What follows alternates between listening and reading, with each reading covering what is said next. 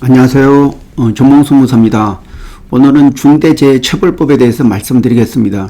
이 법은 이번 달 1월 8일 입법화가 됐습니다. 그 중대재해가 최근에 많이 발생했고 또 작년도 2020년 1월 1일부터 새로운 산업안전보건법이 전면 개정돼서 됐지만은 그 중대재해가 줄지를 않아가지고 그래서 사회적으로 어떤 필요성이나 아니면 또 이런 중대재해를 예방하기 위해서 반드시 필요하다 해서 중대재해 발생 시 그 사업주를 처벌하기 위한 그 중대재해처벌법이 입법화가 됐습니다.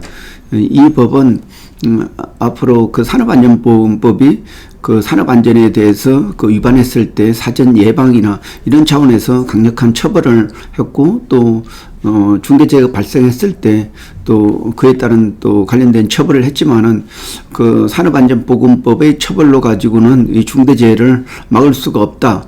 이런 차원에서 이 중대재해법을 도입하게 됐습니다. 이 중대재해법은 말 그대로 그 한 명 이상의 어떤 사망자가 발생했을 때 그 사후에 처벌하는 법입니다. 그에 반해서 산업안전법은 사전에 그 이러한 중대재해를 아니면 산업 안전사고를 방지하기 위한 법이라고 할 수가 있겠습니다.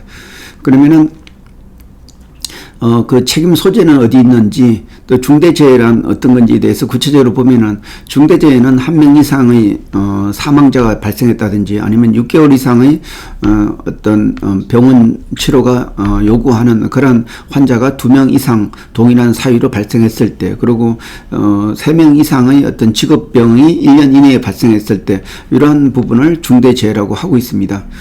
따라서 이러한 중대재해가 발생했을 때 기존에는 그 실질적으로 사업 담당자하고 법인이 양불 규정을 해서 처벌받았습니다. 그러나 이런 중대재해법은 이런 사업주, 사업 경영 담당자 그리고 중대재해 관련돼 가지고 지금 법인이 또 양벌 규정에 처벌받고 특히 이 법은 징벌적 손해배상으로 해서 기존에 그 손해배상으로 받을 수 있는 그러한 손해배상액의 5배를 추가적으로 배상할 수가 있습니다.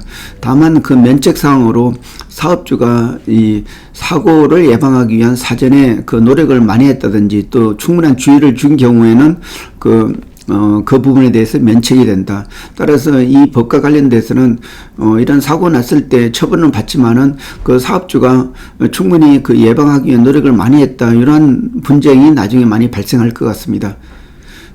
그리고 이 법은 워낙 기존의 그 법 어떤 처벌 규정보다 한 10배 정도 강화됐습니다. 기존의 그 산업안전법에 대한 중대재해에 대한 처벌은 그 7년 이하의 징역 또는 1억 이내의 어떤 벌금에 처한다 돼 있었지만은 저렇게 요번에 입법한 이 중대재해법은 1년 이상의 징역 또는 10억 이하의 어떤 벌금에 처한다. 다시 말해서 금전적으로 10배 이상의 어떤 금전을 부과할 수가 있고 그리고 또 특히 그 징벌적 손해배상 제도가 도입돼 가지고 사업주가 그 산업 안전에 대한 배려나 또는 어떤 산업 안전에 대한 사용자로서 주의 의무를 충실하지 못하게 되면은 그 기존의 손해배상액의 그 5배까지 그 징벌적 손해배상을 할 수가 있습니다.